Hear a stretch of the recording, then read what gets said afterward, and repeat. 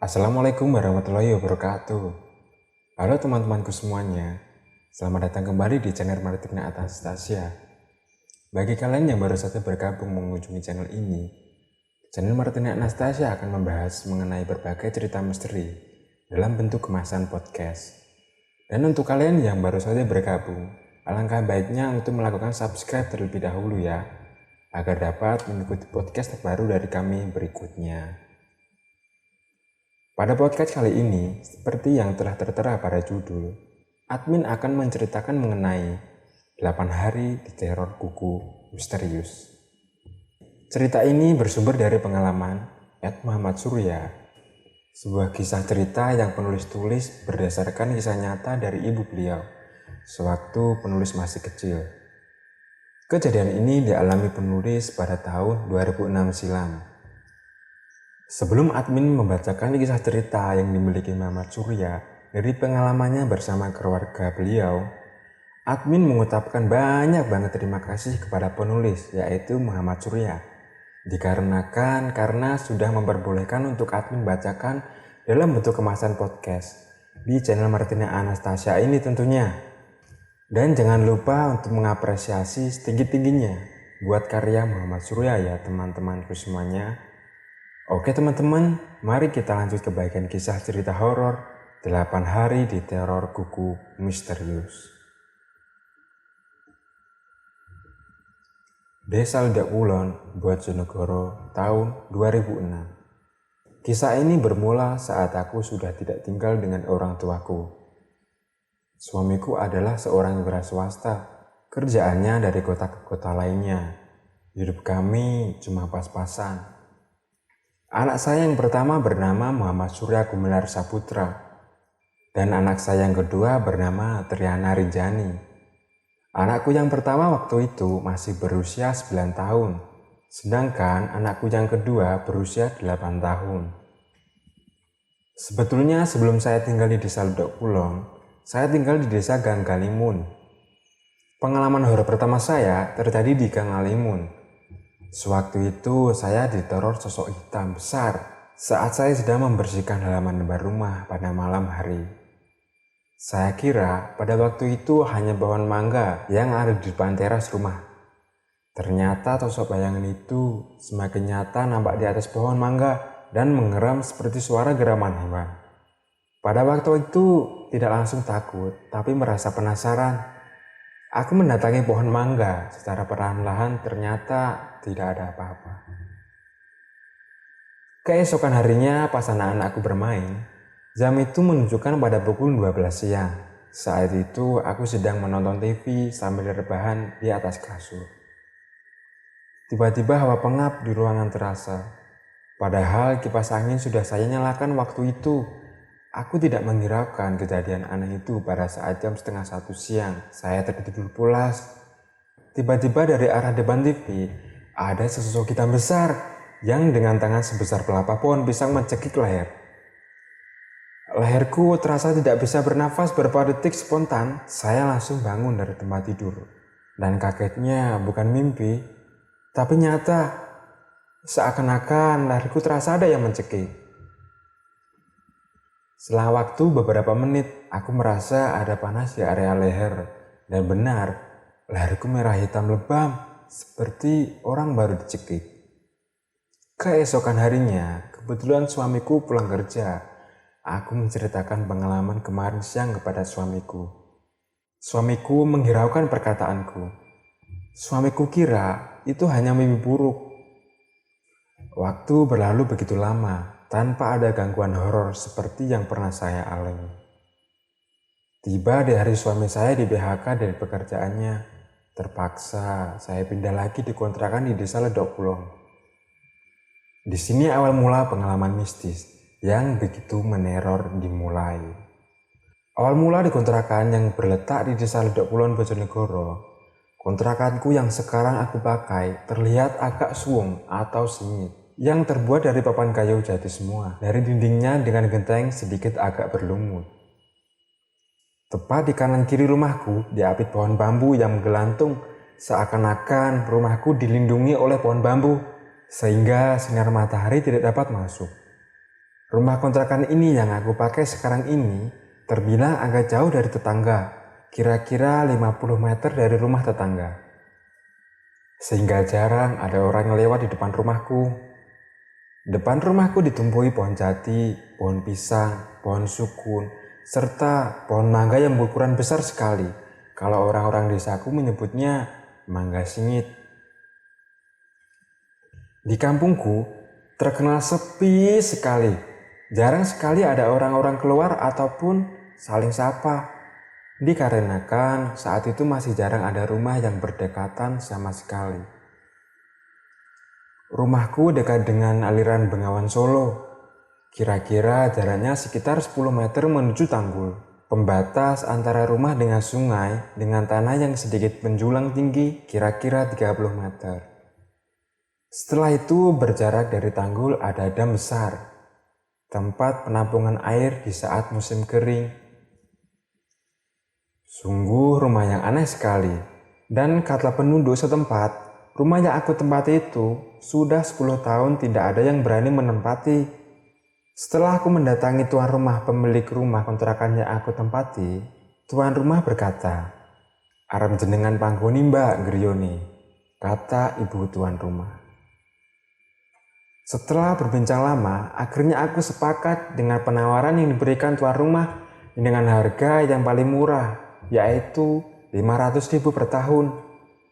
Waktu itu sudah termasuk murah meriah. Tidak menunggu lama, aku langsung menyepakatinya dan aku langsung dikasih kunci rumah untuk besok segera pindah rumah. Malam itu malam Jumat.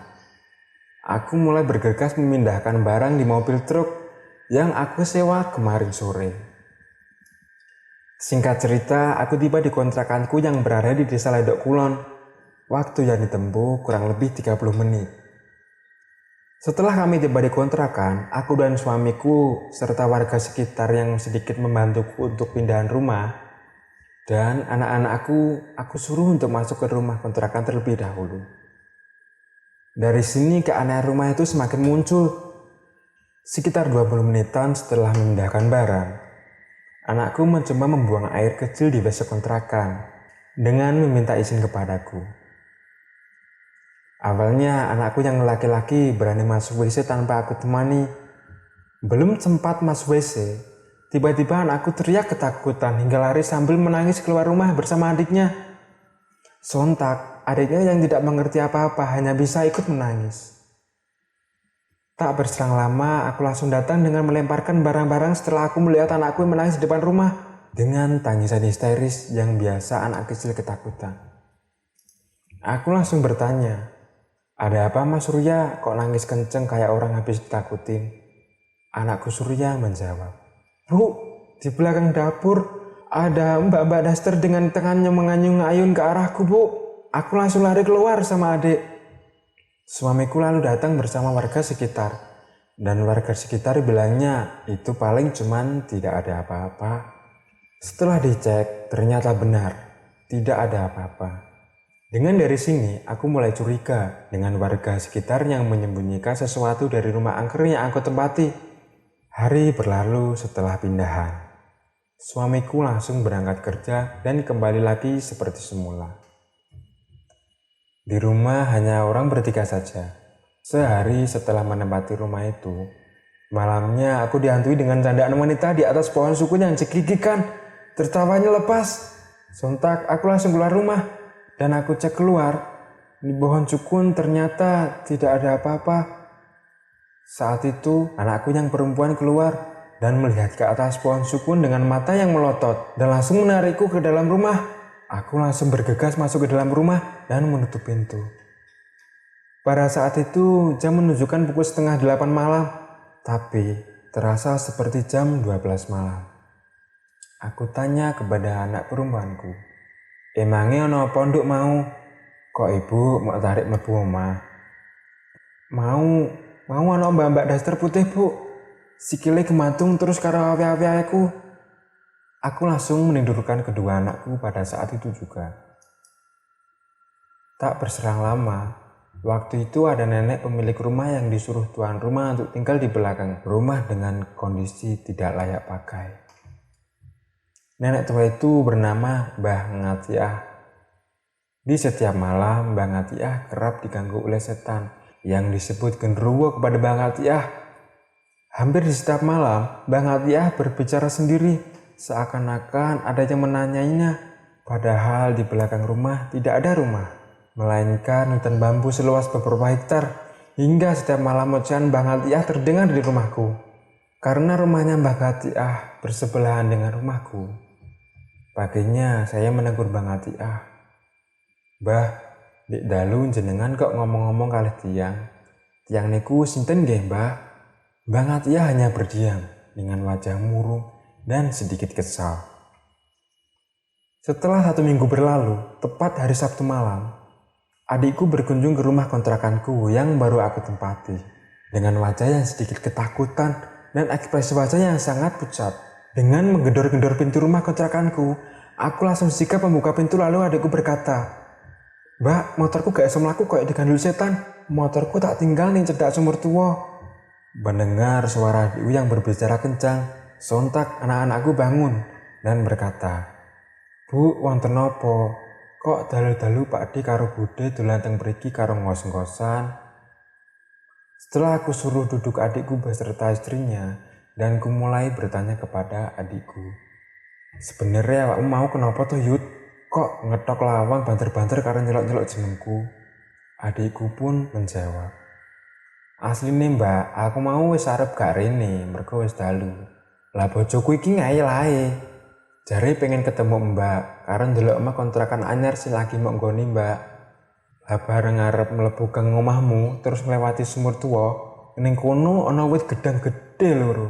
Lah ning kono aku asline ngerti pocong, tapi aku meneng wae. Ben bojoku gak wedi, Mbak." Penduduk sekitar kerap dihantui pocong di dekat pohon pisang gede yang berjumlah 2 buah, dan di samping pohon pisang ada sumur tua. Konon sumur tua itu sudah ada sejak zaman PKI menurut cerita warga sekitar. Tak berselang lama, adikku beserta istrinya aku suruh untuk istirahat dan untuk mengambil motornya besok pagi. Pagi tiba, adikku bergegas pulang beserta istrinya setelah menginap di rumahku semalam. Dengan pamitan yang agak takut bercampur malu, "Mbak, aku tak mrih dhisik yo, paling anakku wis nggoleki. Mbak, pesenku mok siji. Sampeyan nek ning kene hati-hati yo, Mbak. Masalahe omah kontrakanmu gak bahan-bahan. Nek iso sampeyan dan cepet-cepet pindah saka kene, Mbak." Dengan adikku berkata begitu, aku langsung kaget dan heran. Ada apa dengan dia? Sedangkan aku merasa rumah kontrakan ini aman-aman saja ketika aku tempati. Aku tinggal dengan ibu mertua yang sedang sakit-sakitan maklum penyakit tua. Aku memanggilnya Mama, dan hanya Mama ibu mertuaku yang berani menghadapi gangguan-gangguan dari suara-suara wanita pada saat malam hari kala waktu itu. Setiap hari Mama selalu mengaji pada saat jam 12 malam sampai jam setengah 2 dan dilanjut sholat tahajud. Kerap setiap aku ke belakang dapur, aku selalu mendengar suara langkah kaki orang yang sedang berjalan. Tapi anehnya, setelah aku mengecek di belakang, tidak ada siapa-siapa di sana. Waktu menunjukkan pukul 3 dini hari. Aku kembali ke kamar dan melanjutkan tidur bersama anak-anakku. Tapi anehnya, ketika aku sudah di dalam kamar tidur, terdengar orang bercakap-cakap di ruang tamu dengan nada yang sedikit pelan, tapi cepat. Aku langsung bangun lagi dan mengecek di ruang tamu. Tetap saja, tidak ada apa-apa di ruang tamu. Setelah paginya, aku belanja, dan tiba-tiba tetangga rumahku mendatangiku dengan menegurku. "Mbak, sampean kok wani manggoni rumah angkeriku, Mbak? Padahal wis 10 tahun omahku kosong loh, Mbak." Aku yang tidak menghiraukan omongan tetanggaku, dan aku langsung pulang dengan membawa belanja. Tiba-tiba dari belakang tetanggaku mengikutiku dan berkata, "Mbak, enteni aku, Mbak. Aku arep dolan ning omahmu, Mbak." Aku mengiyakan saja dan tetanggaku mengikuti aku dari belakang. Setelah sampai rumahku, tetanggaku meneriaki namaku. Mbak, ning gurih lawang, ono kuntilanak." Tetanggaku langsung lari tunggal langgang meninggalkan rumahku. Rumor tentang rumahku yang angker semakin menyebar luas. Hari berganti hari, kejadian demi kejadian yang kualami semakin kerap terjadi di rumah itu. Pada waktu itu, ibu mertuaku sakit keras dan meninggal. Sebelum meninggal, ibu mertuaku sempat berpesan kepadaku untuk berhati-hati. Ibu mertuaku sebelum meninggal tepat jam 12. Ibu mertuaku tiada setelah sholat zuhur dengan omongan yang sedikit canggung sebelum meninggal. Aku tunggoni seyondo. Engko aku aja gugah ya nek turu. Setelah setengah jam aku menunggu ibu mertuaku dan ternyata ibu mertuaku sudah tiada dengan meninggal wajah cerah dan tersenyum. Waktu itu aku berduka dan mencoba untuk ikhlas.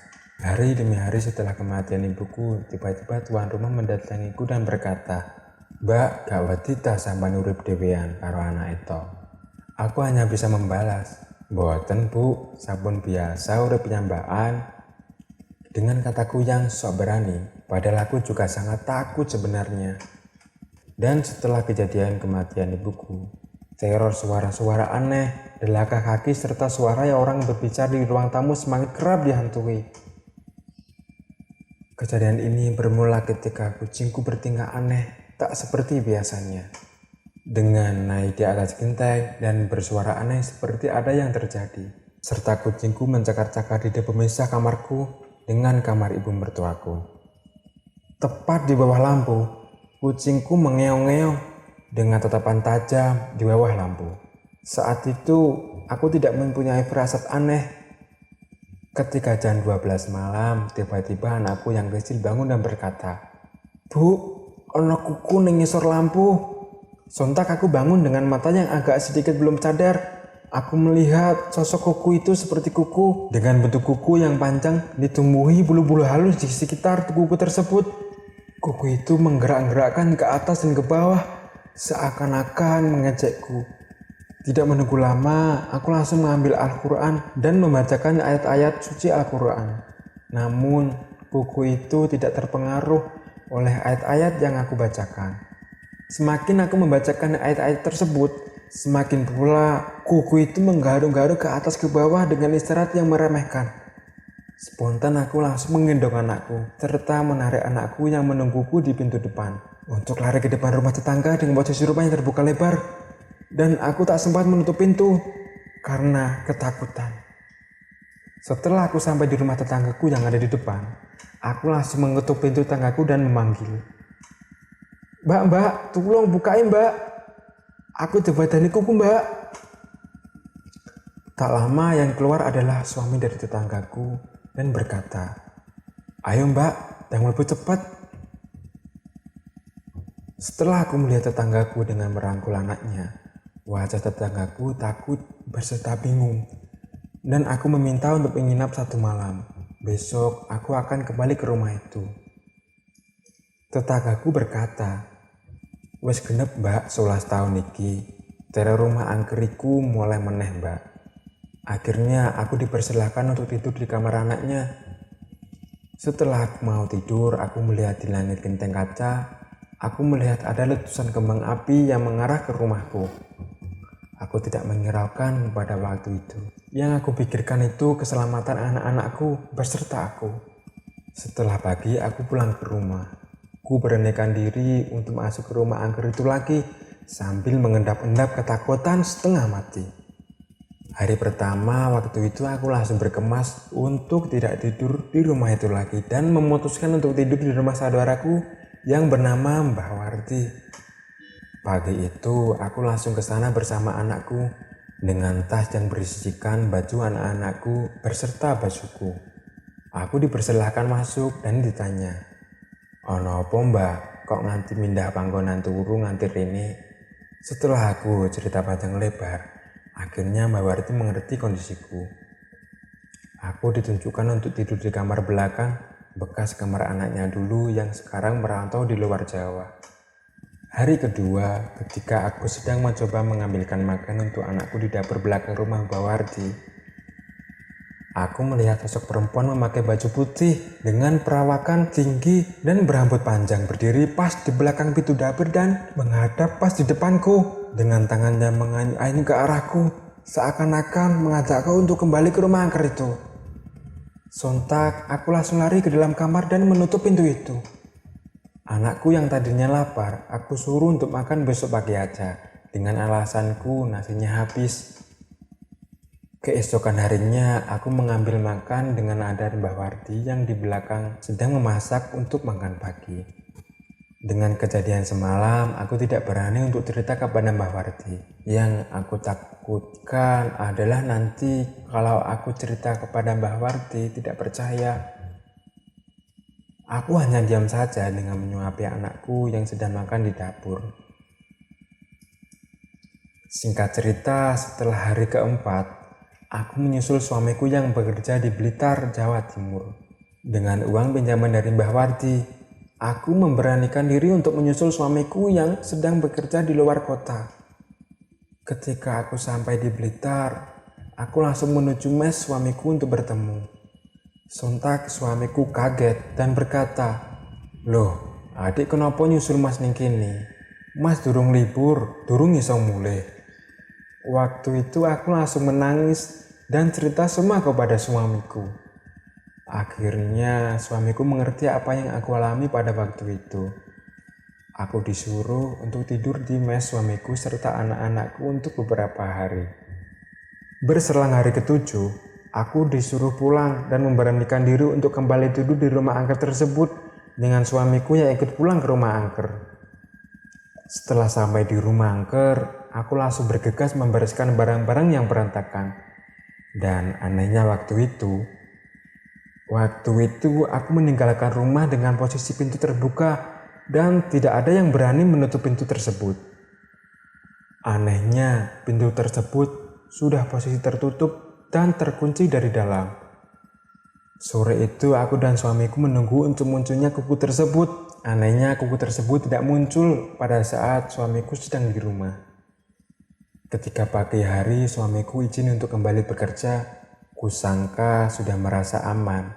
Aku memperbolehkan suamiku untuk berangkat bekerja. Sepulang aku mengantarkan suamiku yang ada di terminal, aku langsung bergegas pulang. Waktu menunjukkan pukul 5 sore. Setelah aku membuka pintu depan, hawa yang ada di dalam rumah berubah menjadi dingin dan sunyi. Persis di mana seperti kuku itu muncul dan mengagetkanku. Ternyata kuku itu muncul lagi, sudah ada di bawah lampu, dengan posisi yang menggaruk-garuk ke atas dan ke bawah. Sontak aku langsung keluar rumah, memanggil tetanggaku untuk membuktikan kalau aku itu tidak berbohong soal kuku setan yang ada di rumahku. Aku dan anak-anakku langsung meninggalkan rumah itu dan menginap di rumah tetanggaku yang kebetulan rumahnya dekat dengan rumah angker itu. Malam itu aku tidak bisa tidur lelap. Seperti biasanya aku memutuskan sholat tahajud untuk meminta petunjuk dari Allah Subhanahu wa Ta'ala. Tepat di jam 4 pagi aku memberanikan diri untuk masuk ke rumah angker itu. Tekadku sudah bulat untuk mengusir kuku setan itu. Aku teringat, mama dulu pernah menyimpan sono lanang gunanya untuk mengusir aura-aura jahat yang ada di rumah. Aku sempat lupa menaruh sodo lanang itu, tapi entah dari mana sodo lanang itu tiba-tiba di belakang pintu. Pas tidak berlangsung lama, aku langsung mengambil sodo lanang dan mematikan lampu kamar yang persis kuku itu berada. Aku langsung masuk kamar dan memukul kuku itu dengan sodo lanang. Tak berselang beberapa menit, akhirnya kuku itu jatuh berbunyi seperti benda keras yang jatuh dari atas. Aku bergegas untuk menghampiri asal benda itu jatuh yang persis di sebelah kamar mertuaku. Aku menemukan sepotong kain putih yang bertuliskan huruf-huruf kuno dan benar. Setelah aku menanyakan kepada suamiku, ternyata itu adalah kain kafan yang berupa kain biasa. Kata suamiku itu adalah sejenis santet ilmu hitam yang bertujuan untuk menghantui pemilik rumah, supaya pemilik rumah itu tidak betah tinggal di rumah itu. Tapi itu semua wallahu alam, hanya Allah Subhanahu wa Ta'ala yang tahu. Aku langsung membakar kain kafan itu dengan membacakan ayat suci Al-Quran. Ketika kain kafan kubakar, tercium bau busuk seperti bangkai yang menyengat. Dan setelah kejadian tersebut, kuku itu tidak pernah muncul lagi. Kisah nyata ini aku tulis berdasarkan kisah nyata ibuku sewaktu aku kecil. Dan tidak ada rekayasa sama sekali. Nah, salah cerita dari pengalaman yang dimiliki oleh Muhammad Surya dari pengalamannya bersama keluarga beliau. Nah, itu tadi podcast Neror Horor yang telah Admin ceritakan dari sebuah cerita pengalaman Muhammad Surya pada saat menempati rumah kontrakannya yang dialami pada tahun 2006 silam. Dan terima kasih teman-temanku semuanya. Nantikan cerita horor dari channel Martina Anastasia dalam podcast Neror Horor berikutnya ya. Terima kasih, selamat beristirahat. Wassalamualaikum warahmatullahi wabarakatuh.